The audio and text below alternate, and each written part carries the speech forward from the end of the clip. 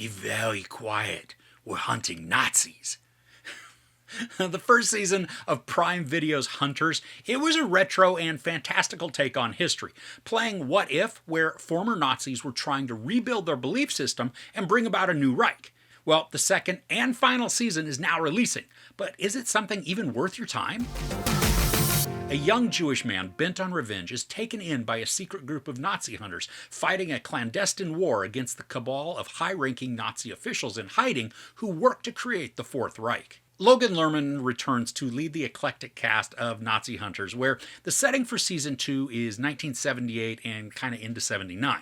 Now, at the end of the first season, we know that Lerman's character Jonah discovered who the wolf was, and that was the man who was responsible for killing his grandma.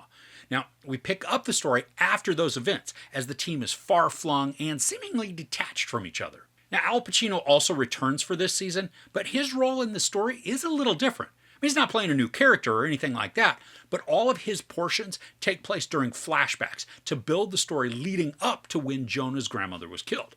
Now, those sequences are somewhat interesting and engaging, but because we've already had the resolution to that arc in the first season, this feels a little more like filler than new content. It's good to watch Pacino as Meyer, especially because he's a wily character and is very sneaky and devious, but at the end of it, I really had to question if all of that was necessary for this round of episodes, and if they were included solely to provide more time for each episode. Now, as far as the rest of the story that plays out following the events of Season 1, the first few episodes, they were a little slow, and they didn't fully engage me at first. The show grew on me as each episode went along, and then it did become fairly tense, and something I was hooked on. The way the season begins is a bit unsettling, and it's quirky, but pretty satisfying at introducing a new character for us. Now, we saw bits of Lena Olin as the Colonel in Season 1, and she continues that here, but we get to see more into her involvement, and also more of the figure that we saw at the end of Season 1. Now, this arc then provides the entire context for what the Hunters are working towards, and there is an awesome performance from Udo Kier. I mean, it is disturbing and cold. And I like what he brought to the show, even though he wasn't on screen for much of the season. There is one sequence, though, where he is super intense, and some of the interactions reminded me of A Few Good Men. The scene is explosive, and although it's a fantastical scene in terms of reality, it's still very chilling and moving. There's a predictability to the sequences of the story, so it does lack some surprises, but that's also not to say that there aren't shocking portions, because at one point my mouth was hanging open at some of the actions that I didn't see coming at all. So I had mentioned how the pieces with Pacino felt like filler, just there to pad the time of the show. Well, when the second to last episode comes, this one is straight out of left field, and it feels completely like it's shoehorned in. The episode itself, it is very creatively shot, and it's beautiful to watch. It's about an architect, his wife, and their house. Now, the camera work showcases a lot of strange angles, giving us some warped perspectives as the camera will look down on the subjects. Now, in some ways, it creates an almost fairy tale feel to what we're watching. This is most certainly a very dark fairy tale.